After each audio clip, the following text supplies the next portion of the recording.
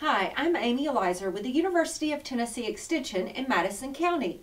Today I'm going to share with you the Meal Planning 101 webinar to help you find ways to save money by cooking at home more and also be able to eat more healthfully for you and your family. The objectives of today's webinar are to help you review some basic meal planning steps, consider planning formats, begin a 7-day meal plan, and learn how pantry staples can be incorporated into your meal planning. If we look at the meal planning steps, the first thing that you need to think about is to create a food budget. Perhaps you eat out typically. You run by, pick up some ingredients on the way home, stop by and run through the fast food. All of those things are foods that you eat, and so you want to keep receipts perhaps and find out how much you're currently spending on all your sources of food intake. That will be the basis for your food budget. You may find that you can really reduce this amount and not really need that much money once you get started, but that's a basis, and you may find that you want to cut it in half or by a quarter to meet some other objectives financially.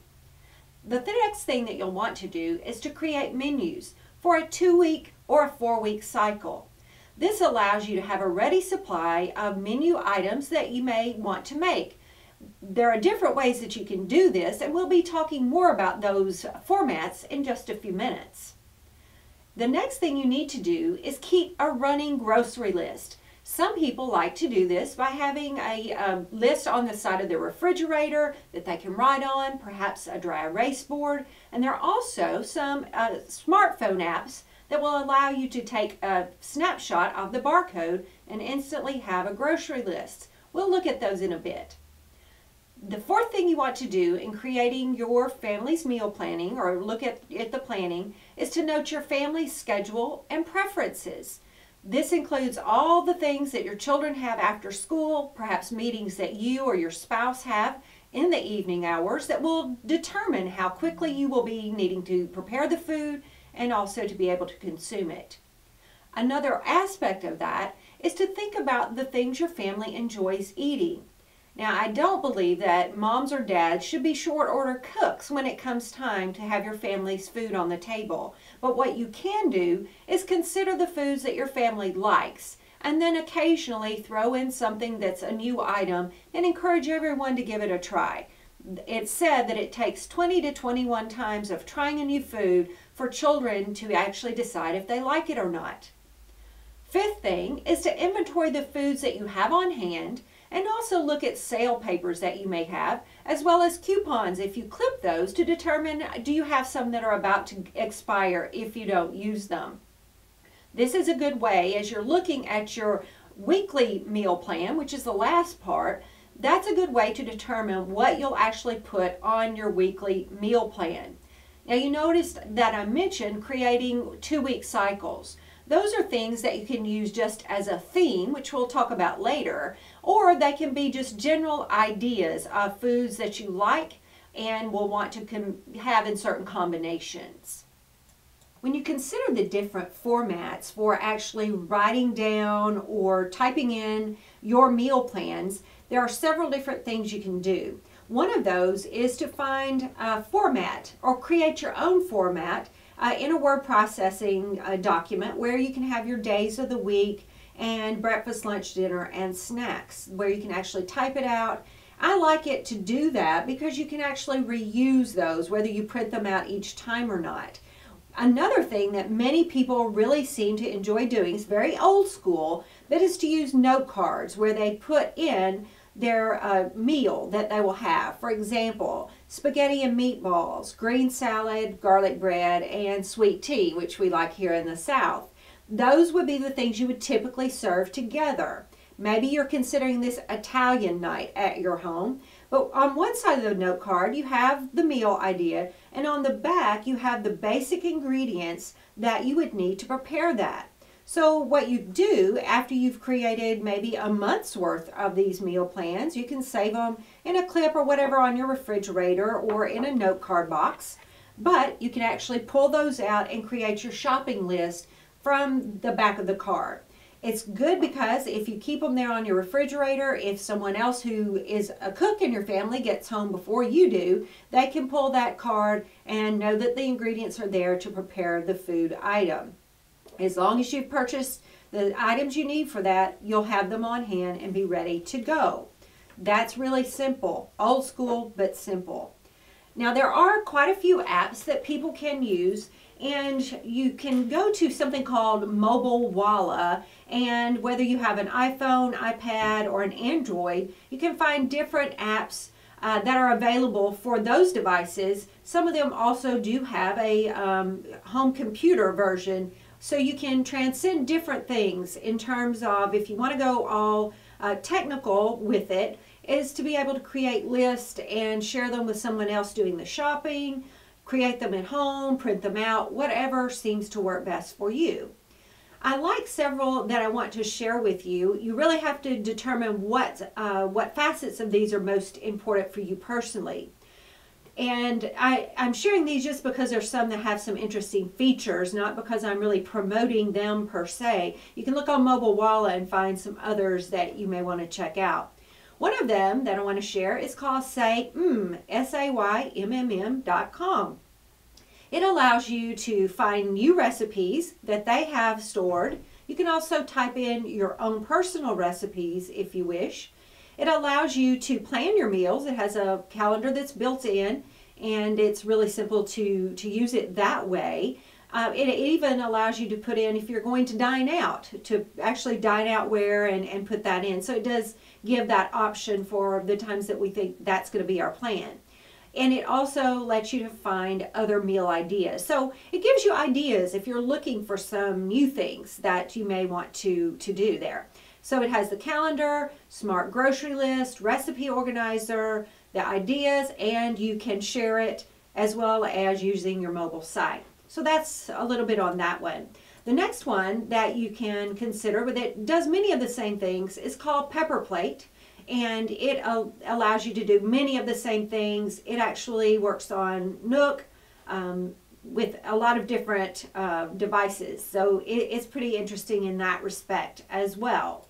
Now I did find one, and those are both free. The Saymm and Pepper Plate are free.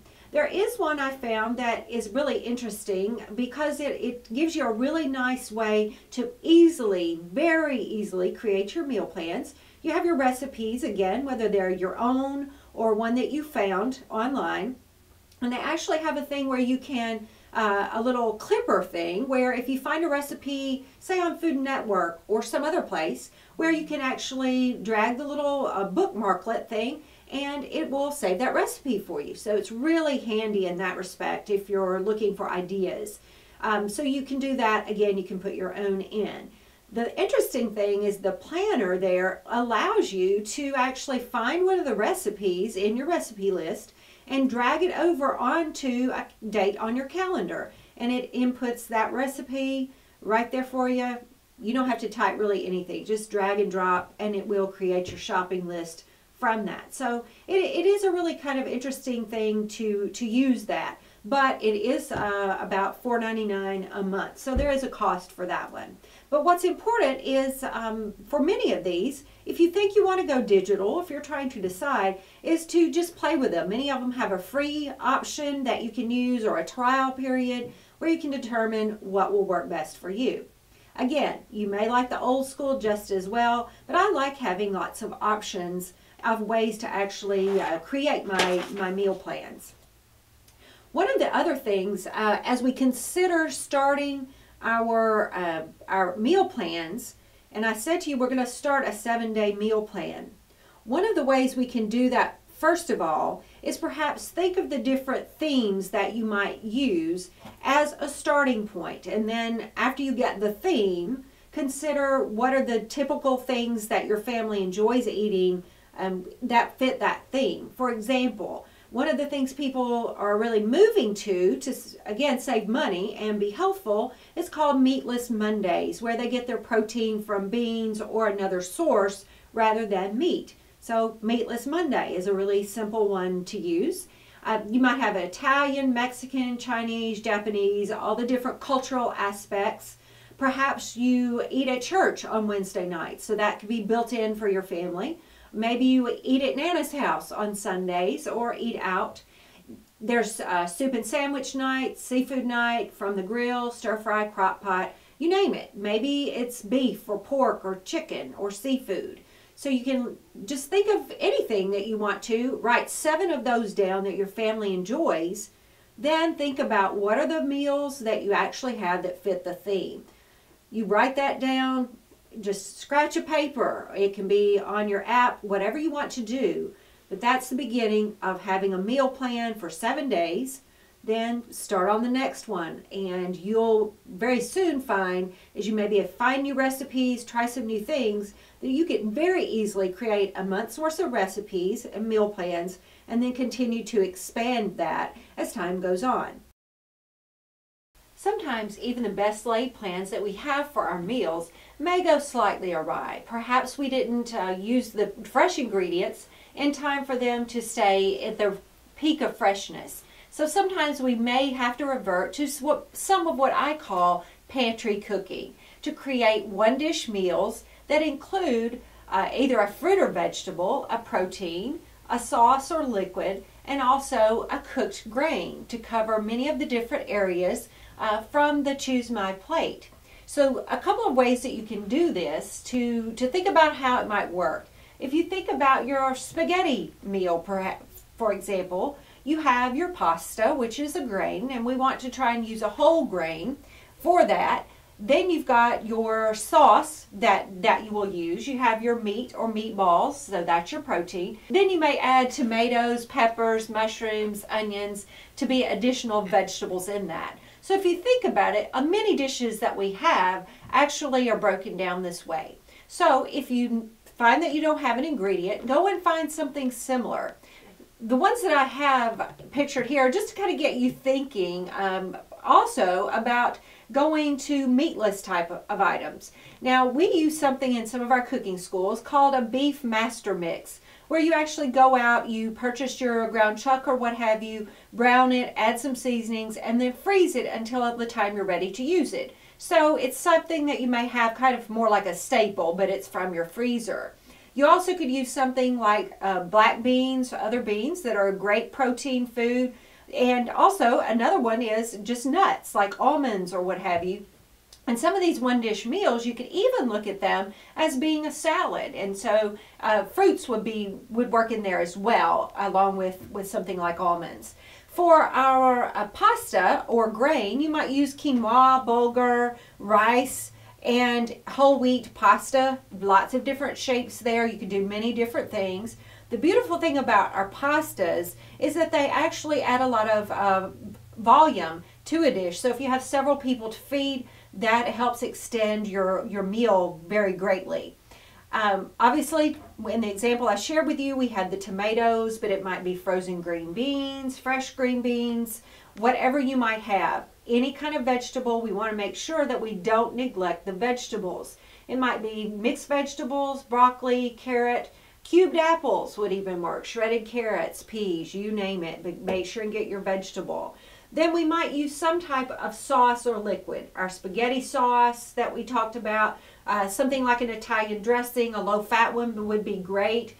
Soups that you may use from time to time, and also things like cheese sauce. Now that one's a little bit filling and may pack a lot of calories. So your choices will determine how filling and also the calories and healthfulness. But the idea is, again, we have a protein, a grain, a vegetable or fruit, and a sauce. You pull all those together and make it into a different dish. So if we look at what we have here, and I just pulled a few things out, we think tomatoes, Italian, perhaps our pasta, a little bit of our meat sauce or black beans. Either one you want to go, you can experiment with it. Add some herbs if you don't have a sauce with a lot of their own flavor. And you've got a one-dish meal. You can make either into a casserole, a skillet dish, or like I said, it might even be a salad, whether it's pasta or lettuce or spinach that you may be using. Again, it's a great way to add some different things, try out different ideas, and do some pantry cooking for those times when your best plan goes awry.